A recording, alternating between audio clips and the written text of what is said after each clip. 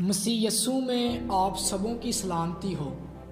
میں امید کرتا ہوں کہ آپ سب خیریت سے ہوں گے۔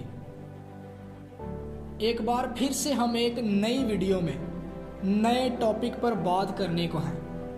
آج میں آپ کے ساتھ ایک چھوٹا سا میسج شیئر کرنے کو ہوں۔ تو یہ جو میسج میں آپ سے شیئر کرنے جا رہا ہوں، میرا بہت دنوں سے یہ دل چاہ رہا تھا کہ میں آپ سب کے ساتھ اس میسج کو ضرور شیئر کروں، اور آج کی یہ بات ہے بھی بہت امپورٹنٹ، اور آج کا یہ پاک کلام ہمیں سوچنے پر مجبور کر دے گا کہ واقعتاً ہی ہمیں آج اس کے پاک کلام کو پڑھنے، سننے، سیکھنے اور دوسروں کو سکھانے کی ضرورت ہے۔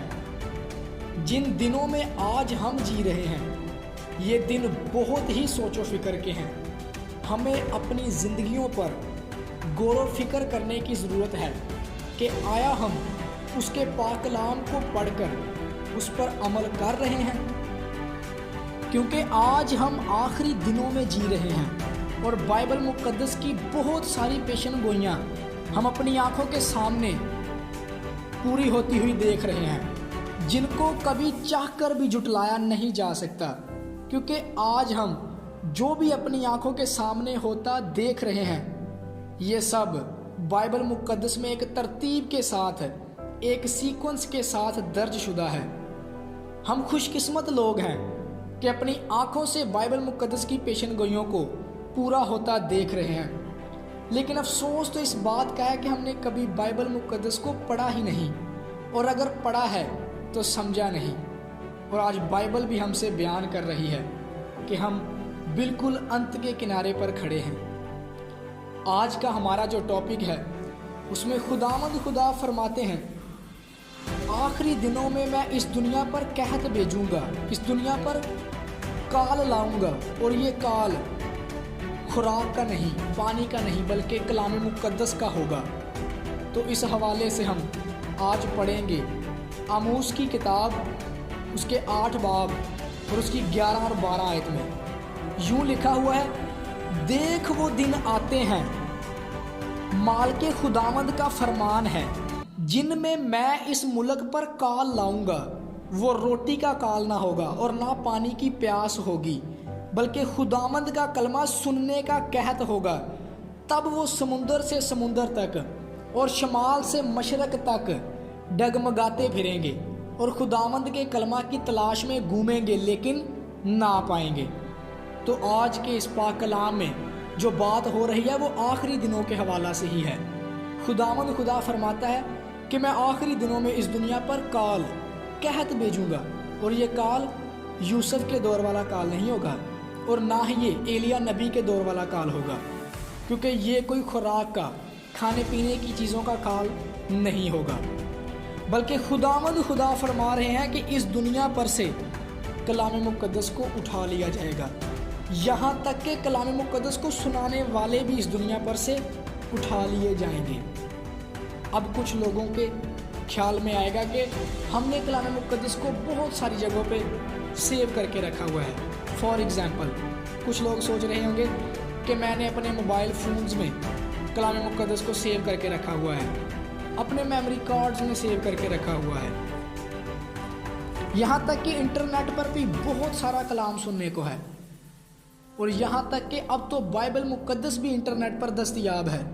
لیکن میں آپ کو ایک بات بتانا چاہتا ہوں کہ اگر خدا نے کہا ہے کہ میں اس دنیا پر سے کلام مقدس کو اٹھا لوں گا اور اس دنیا پر کلام مقدس کا قحط بھیج دوں گا، تو کیا ہم سوچ سکتے ہیں کہ پھر بھی ہم کلام کو سیو کر کے رکھ سکتے ہیں؟ تو جی ایسا بالکل بھی نہیں ہے۔ کلام مقدس کا ہی ایک حوالہ اس وقت میرے ذہن میں آ رہا ہے، اور یہ حوالہ دانیل کی کتاب، اس کے 5 باب میں لکھا ہوا ہے کہ جب بال شسر بادشاہ اپنے امراء کے ساتھ ایک ضیافت میں شریک ہے، تو اس وقت اس نے وہاں پر انسان کے ہاتھ کی انگلیاں دیکھی جو کہ دیوار پر کچھ لکھ رہی تھیں۔ وہ یہ سارا ماجرا دیکھ کر گھبرا جاتا ہے، اور وہ لکھنے والی انگلیاں خود بخود غائب ہو جاتی ہیں۔ مختصراً یہ کہ اگر خدا لکھنا جانتا ہے تو مٹانا بھی۔ یہ کچھ ہی عرصے کے بعد آپ دیکھیں گے کہ ہمیں انٹرنیٹ پر بھی کلام نہیں ملے گا، میں امید کرتا ہوں کہ آپ میری بات کو سمجھ رہے ہوں گے، کیونکہ باتیں تو بہت ہیں لیکن یہاں کچھ باتیں ایسی ہیں جن کو یہاں کرنا مناسب نہیں ہے۔ آپ تو جانتے ہی ہیں کہ اگر میں نے کچھ ایسا ویسا بولا تو مسئلہ بن سکتا ہے، کیونکہ ایک دن یوٹیوب بھی، جو کہ کلام مقدس کو پھیلانے کا ایک بہت بڑا ذریعہ اس وقت بنا ہوا ہے، یہ بھی کلام مقدس کو بین کر دے گا۔ ہم تک کلام مقدس کو پہنچنے نہیں دیا جائے گا۔ خیر چھوڑیے، ہم اپنی بات پر واپس آتے ہیں۔ تو میرے عزیزوں، میں آپ کو بتانا چاہتا ہوں کہ پاک کلام کو پڑھنا شروع کر دیجئے، کیونکہ ابھی ہمارے پاس موقع ہے۔ ایک دن اس دنیا پر نہ کلام ہوگا نہ کلام سنانے والے۔ یہ آخری دنوں کے لیے پیغام ہے، اور آج ہم خود تو کلام مقدس پڑھنا دور کی بات بلکہ کلام سنانے والوں کو بھی قبول نہیں کرتے۔ اگر کلام سنانے والے ہمیں بائبل مقدس کی باتیں بتاتے ہیں تو ہم ان کا یقین نہیں کرتے بلکہ ان کا مذاق بناتے ہیں اور اپنے دلوں کو سخت کر لیتے ہیں اور کلام کو قبول کرنا نہیں چاہتے۔